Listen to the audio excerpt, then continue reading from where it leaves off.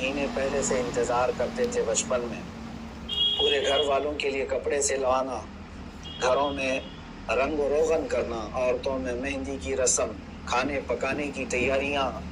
مگر میں آپ کو بتانا چاہتا ہوں، ایک طرف ہم کل عید کی خوشیوں کی تیاریوں میں لگے ہوں گے، لیکن آپ کو یہ بھی بتا دوں، ملک فلسطین کے نہتے بچے کل اپنے جنازوں کی تیاریوں میں لگے ہوئے ہیں۔ وہاں عید کی کوئی خوشیاں نہیں ہیں، مسجد اقصی خون میں نہا رہی ہے، وہاں سے روتے بلکتے بچوں کی صدائیں پوری دنیا کو جھنجھوڑ رہی ہیں کہ اے لوگوں، کیا تمہاری غیرت مر گئی؟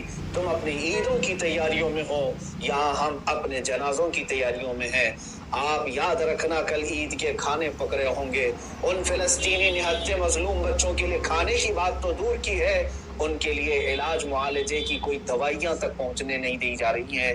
اے میرے عزیزو، ہمیں عید مبارک کسی اور طریقے سے پیش کی جا رہی ہے یہاں پر، لیکن فلسطین کے بچوں کو عید مبارک گولیوں سے، بم اور بارود سے پیش کی جا رہی ہے۔ کیا اب بھی ہم ان خوشیوں کے ساتھ عید منائیں گے؟ کیا اب بھی ہم اعلیٰ قسم کے کپڑے پہن کر کے عید منائیں گے؟ میں اپنے نوجوان بچوں سے کہتا ہوں، اللہ کے قہر اور غضب کو یاد کرو۔ یقیناً اس نے عید ہمیں تحفے میں دی ہے، لیکن یہ تمام جو دنیا کے حالات ہیں، مسجد اقصی، بیت المقدس، قبلہ اول، آج وہاں پر حالات ایسے ہیں کہ پوری دنیا کے مسلمانوں کو وہاں سے جھنجھوڑتی ہوئی آواز آ رہی ہے، تم خوشیوں میں اتنے نہ اتراؤ، یہ جو آگ لگی ہے فلسطین میں، اس کی چنگاریاں قریب تمہارے گھروں تک بھی آئیں گی، تمہارے خرمن کو بھی جلانے والی ہیں۔ اس لیے میرے عزیزو، زیادہ نہ اتراؤ۔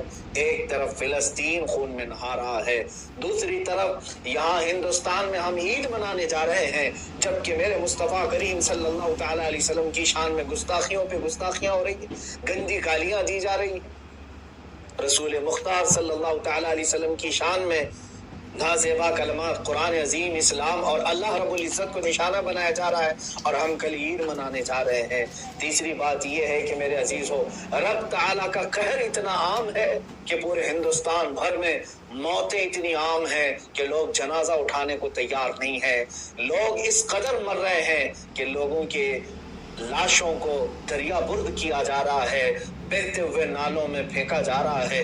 یہ تو ہمارے حالات ہیں۔ عید ہمارے لیے کون سی خوشیوں کی سوغات لے کر آئی ہے؟ یہ ہمارے احتساب کا وقت ہے، مولا کے حضور گر گرانے کا وقت ہے۔ تم اپنے جسموں پر قیمتی لباس ڈال کر، یا کل کے دن آنے والے خوشیوں کو اپنے لیے نافرمانیوں اور خدا تعالیٰ کے نافرمانیوں میں ملوث کر کے دن نہ منانا اے نوجوانوں۔ اور سب سے بڑی بات یہ بھی میں بتاؤں، اللہ کے قہر اور غضب کی ایک نشانی ہندوستان میں ہمیں جو دیکھنے مل رہی ہے، روزانہ علماء اہل سنت اتنے میسیجز آ رہے ہیں جتنی خیریت کے میسیج نہیں آتے، انتقال کی خبریں عام ہیں۔ اے مسلمانوں، کل عید الفطر ضرور ہے، مگر رب ذوالجلال کے حضور گڑ گڑانے کی عید ہے۔ مولا کے حضور یہ گڑ گڑا کر کے ضرور مانگو کہ مولا، امت مسلمہ پر آئے ہوئے یہ قہر کے اور تیرے غضب کے معاملات کو دور فرما دے، امن و سکون کی وہ سانسیں پھر سے امت مصطفیٰ کو عطا کر کہ ہم شانہ بشانہ مل کر جس طرح ماضی میں عیدیں مناتے تھے، مولا سکون کے ساتھ عید منائیں۔ اب ہم کیسے عید منائیں جہاں فلسطین کے بچے رو رہے ہیں، وہاں کی مائیں اپنی کوکھ کے اجڑنے پر ماتم کر رہی ہیں؟ ہم کیسے عید منائیں جہاں لوگوں کی صفوں سے زیادہ جنازوں کی صفیں لگی ہوئی ہیں، قطاریں میتوں کی لگی ہوئی ہیں؟ ہم کیسے عید منائیں جب تیرے نبی کونین صلی اللہ علیہ وسلم کی عزت سلامت نہیں ہے؟ ہم کیسے عید منائیں جہاں قرآن عظیم اور رب ذوالجلال اور اسلام کی عزتیں پامال کی جا رہی ہیں؟ ہم کیسے عید منائیں؟ اور آج کے حالات میں ہماری بچیاں، ہمارے بچے، سب کے لیے میں یہی گزارش کروں گا، کل کی عید نہایت ہی سادگی سے مناؤ، نہایت ہی سادگی سے مناؤ، نہایت ہی سادگی سے مناؤ۔ کل جب تمہیں عید پڑھنے کا موقع ملے تو ان مظلوم فلسطینیوں کو ضرور یاد رکھ لینا جو عید اپنے ماں باپ کے لاشوں کے ساتھ منا رہے ہیں۔ کوئی عید اپنے بھائی اور بہن کی لاش کے ساتھ منا رہا ہے، وہاں پر کھانے پینے کے اور علاج معالجے کی چیزیں نہیں ہیں، ان کو یاد کرتے ہوئے کل کی عید منانا۔ اے مسلمانوں، خوشیوں میں نہا جانے کا نام ہی عید نہیں، بلکہ ایمان یہ ہے کہ تمام مومنین کا درد اپنے سینے میں رکھیں۔ اللہ کریم ہم سب کو یہ آنے والی عید الفطر بہتر سے بہتر انعامات عطا فرمائے اور امن و امان عطا فرمائے۔ مولا فلسطین کے بچوں پر رحم فرما دے، عراق، افغان، یمن، شام کے بچوں پر رحم فرما دے، برما، کشمیر کے مسلمانوں کی تو حفاظت فرما۔ اے کریم خدا ارحم الراحمین، تو نے عید ہمیں دیا، یقیناً یہ تیرا انعام ہے، مگر مولا امت مصطفیٰ کو خوشحالیاں عطا فرما۔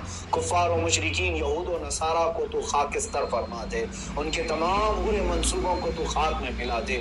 یہود جو اپنے ناپاک منصوبے اور عزائم کے ساتھ تیرے مقدس گھر کو پامال کرنے کی ناپاک کوششوں میں لگا ہے، مولا ان کے عزائم کو تو خاک میں ملا دے۔ وَمَكَرُوا وَمَكَرَ اللَّهُ وَاللَّهُ خَيْرُ الْمَاكِرِينَ۔ مولا ہمیں صحیح قیادت عطا فرما دے، ہمیں صحیح قیادت عطا